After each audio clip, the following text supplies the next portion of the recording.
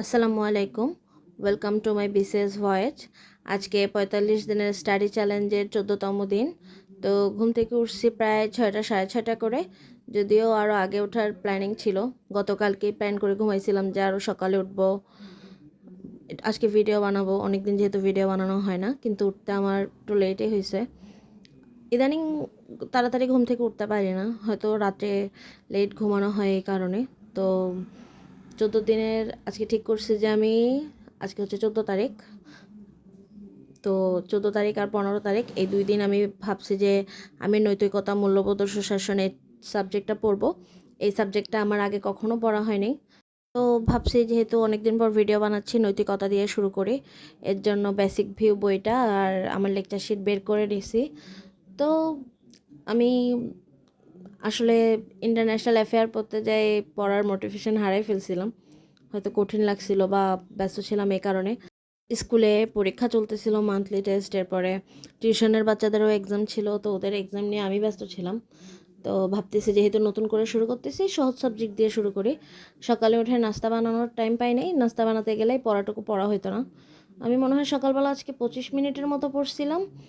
আর হচ্ছে যে নাস্তা করতে গেলে আমার স্কুলে অনেক দেরি হয়ে যায়।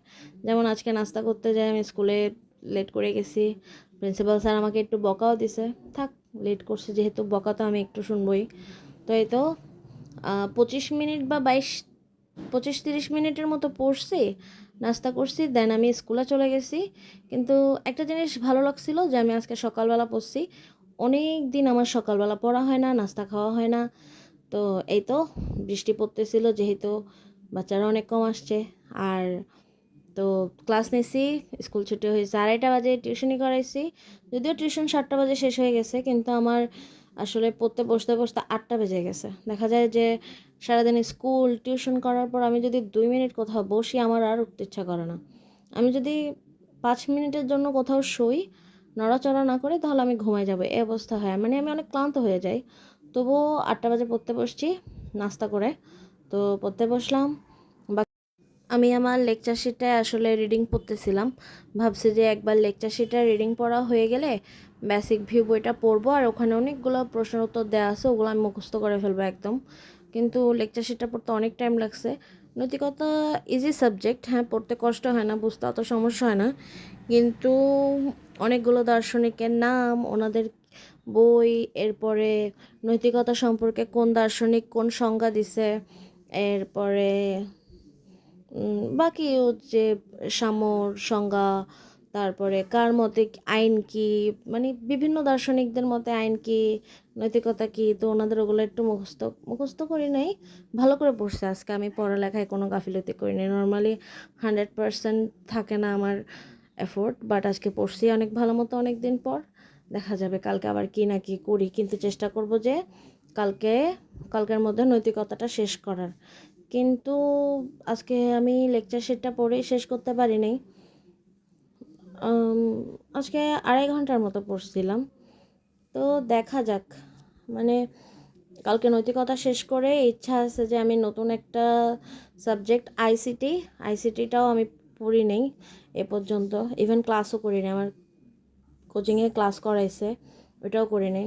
আর কোচিং থেকে মেসেজও আসছিল যে সবাই এখন মডেল কোশ্চেন সলভ করতেছে। মানে আমার কোচিং আমার চেয়ে অনেক অ্যাডভান্স, অনেক আগায় ওনারা। আমি আসলে তাল মিলাইতে পারি না ব্যস্ততার কারণে। পারলে হয়তো আমার জন্য অনেক ভালো হতো।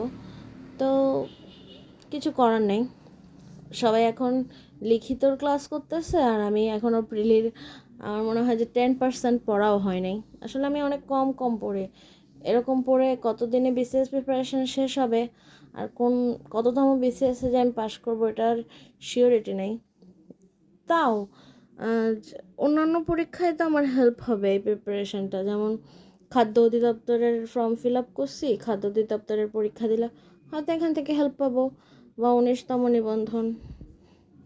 বিসিএস পরীক্ষা দিব, কিন্তু যেহেতু এত ভালো পড়ালেখা করি না, আমি এত আশা করতে পারতেছি না। তাও আমার যতটুকু পসিবল হবে, মানে ছোট ছোট এফোর্ট করে কতদূর যাইতে পারি দেখা যাক। মানে চেষ্টা করি যতদূর হয়, আমি চেষ্টা করতে চাই। হয়তো অনেক পড়ালেখা করতে পারতেছি না, কিন্তু ট্রাই করব। আম, আজকে 14 দিন শেষ তো আমি ভাবছি যে 40তম দিনের মধ্যে যতটুকু পারি অতটুকু পড়ে বাকি যা পারি একটু রিভাইজ দিব, যেহেতু পরীক্ষা সেপ্টেম্বরের 19 তারিখ, হাতে বেশি সময় নেই। তো এই তো আজকে 2.5 ঘন্টা পড়ছি, কালকে চেষ্টা করব 3 ঘন্টা পড়ার, আরও বেশি পড়ার। কালকে আরও সকালে ওঠার চেষ্টা করব যেন সকালে একটু পড়তে পারি, কারণ আজকে সকালে এত একটা ভালো করে পড়তে পারি নাই, স্কুলে যাইতে লেট হয়েছে, মানে একটু তাড়াহুড়ার মধ্যে ছিলাম। আর আমি নিবন্ধনে অ্যাপ্লাই করছি, আমার বাসার আশেপাশের একটা স্কুলও নাই, মানে যে স্কুলগুলো আছে সবগুলো আমার বাসা থেকে অনেক দূরে। তো বুঝতে পারতেছিলাম না যে কোন স্কুল চয়েস দিব, দেখা যাবে যে অনেক দূরে চয়েস দিব, হয়তো যেতে আসতেই আমার সব সময় শেষ হয়ে যাবে, এমনি আমি পড়ালেখা করতে পারি না, আবার তখন কিভাবে করব। তো 10টার মতো স্কুল চয়েস দিছি, কিন্তু আমার যে ফ্রেন্ডরা আছে ওরা সবাই 40টা করে দিছে, মানে একটু টেনশনের মধ্যে আছে, আমি কি কোনো ভুল করলাম, আমার কি 40টা চয়েস দেওয়া উচিত ছিল। আমি ভাবছিলাম যেহেতু এত দূরে যাইতে পারবো না, তো চয়েস দিয়ে শুধু শুধু অন্যদের চয়েসটা নষ্ট করার কি দরকার। তবে যেটা ফার্স্ট চয়েস দিচ্ছি ওটা নিয়ে আমি অনেক আশাবাদী, জানি না সুপারিশপ্রাপ্ত হব কি হব না, দেখা যাক।